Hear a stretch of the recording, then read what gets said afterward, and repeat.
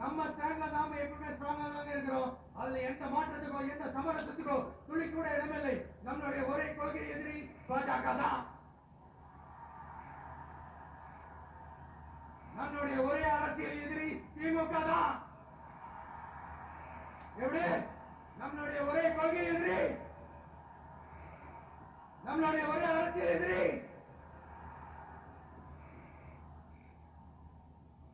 ஏதோ under ground ஆதாயத்துக்காக deal போட்டுக்கிட்டு deal பேசிக்கிட்டு இந்த அலையன்ஸ் வச்சுக்கிட்டு இந்த ஊரை ஏமாத்துற கட்சி எல்லாம் நம்ம டிவிங்க கிடையாதுங்க. யாருக்காகவும் எதுக்காகவும் எந்த பயமும் கிடையாது. மாபெரும் பெண்கள் சக்தி நம்மளோட இருக்கிறாங்க, மாபெரும் இளைஞர்கள் சக்தி நம்மளோட இருக்கிறாங்க, ஒட்டுமொத்த தமிழ்நாட்டு மக்களுடைய சக்தி நம்மளோட நிற்கிறாங்க. அப்படி இருக்கும்போது இந்தியாவில் இருக்கிற எல்லா ஸ்டேட்லயும் வாழ்ற நம்ம தமிழ் செஞ்சிகள் மட்டும் இல்ல, உலகம் பூரா 100க்கும் மேலான நாடுகள்ல வாழ்ற நம்ம தாய் தமிழ் உறவுகள் எல்லாருமே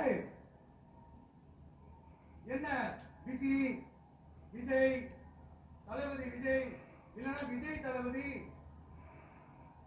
இப்படி சொந்தம் கொண்டாடுற கோடிக்கணக்கானவங்களோட அன்பு மாசியும் நம்மளோட இருக்கும் போது, இவங்க எல்லாருமே நம்மளோட நிற்கும் போது எதுக்குங்க இந்த பாசிச பாஜகவோட நேரடி கூட்டணியோ இல்ல மறைமுக கூட்டணியோ உறவு வச்சுக்க? நாம என்ன உலகமாக ஊழல் கட்சி என்ன?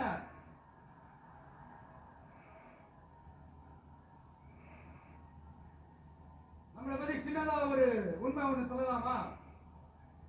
என்னடா இவரு வாயால் இப்படி சொல்றாரு யாரும் தவறா நினைச்சுக்க வேணாம். ஏன்னா இது ஒரு விதத்துல ஒரு ஃபேக்டும் கூட, அதனாலதான் நான் சொல்லணும்னு ஆசைப்படுறேன். நம்ம யார் தெரியும்ல?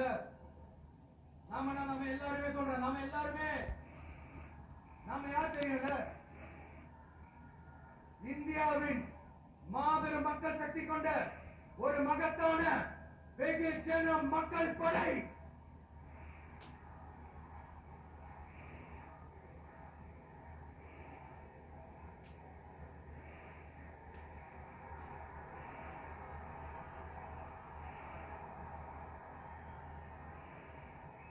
அதனால நம்ம தலைமையில நாம் அமைக்க போற இந்த உண்மையான மக்களாட்சிக்கான அச்சாரமாக மாபெரும் மக்கள் சக்தியை அணி அணியாக நம்மளோட திரண்டு நிற்கிறப்போ இந்த அடிமை கூட்டணியில சேர வேண்டிய அவசியம் நமக்கு இருக்குங்க. நம்மளுடைய இந்த கூட்டணி சுயமிழந்த கூட்டணியா இருக்குது, சுய மரியாதை கூட்டணியா தான் இருக்கும். இந்த ஒரு பக்கம் RSS கிட்ட அடிபணிச்சுக்கிட்டு இன்னொரு பக்கம் மதச்சார்பற்ற கூட்டணின்னு இந்த மக்களை ஏமாத்துற கூட்டணியால நம்ம கூட்டணி இருக்காது.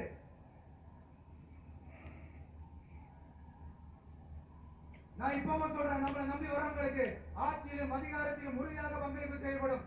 உடனே இந்த கேள்விகள் எல்லாம் வரும்.